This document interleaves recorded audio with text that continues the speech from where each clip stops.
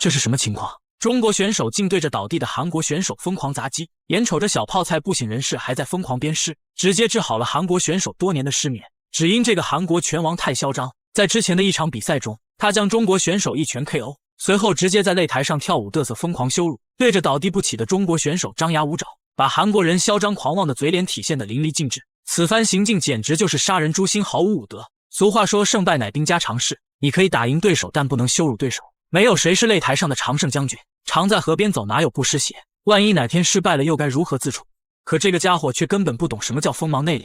赛后在镜头前的发言令无数中国人怒火中烧。中国人都是一群怂货，根本就不配合我打比赛。下次再让我碰上中国人，我要打烂他们的脑袋，然后在擂台上狠狠羞辱那群废物。此人名叫张艺焕，在韩国拿到跆拳道和泰拳冠军之后，就不知道天高地厚，常常摆出一副天大地大老子最大的态度，不仅对中国选手充满了恶意，更是三番五次羞辱中国功夫，声称中国功夫除了碰瓷毫无作用。说到这儿，小编就想起一个故事，这跆拳道确实厉害啊！我有个朋友就是练跆拳道的，跟人打架的时候上来就是一招360度回旋踢，那招式是相当华丽，结果啪的一下摔断2根肋骨，当场就讹了对方6万块。你说这跆拳道厉害不？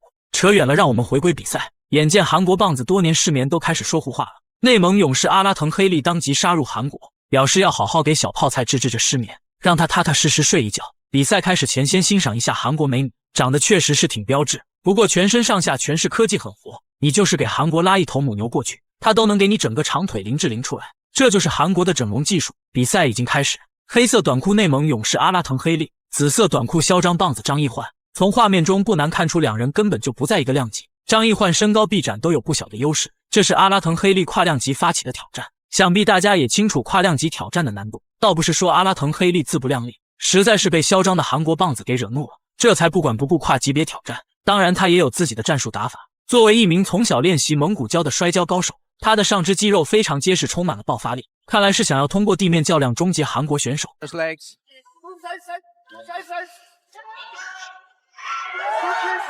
Ikun's controlling the distance. And is making sure that Alatang Haley can't get in to close the distance to work that wrestling magic of his. If Alatang Haley can get his opponent with his back up against the fence, just keep inching his way forward, then perhaps he might have a chance to take him down. But I'm sure Ikwan would have prepared a lot of good defense for this fight.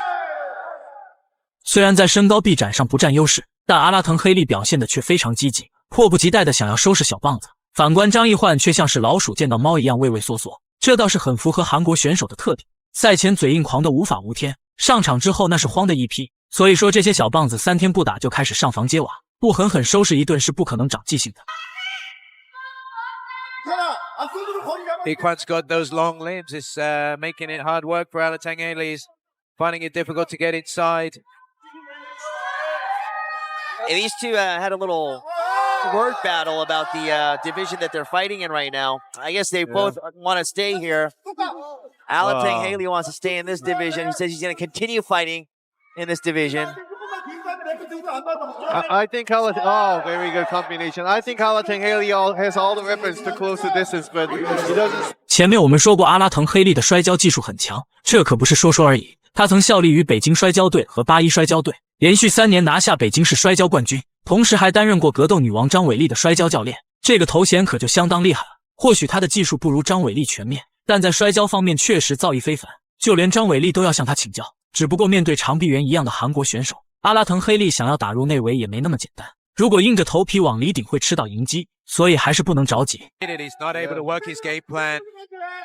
That's not very nice swing, but not long enough.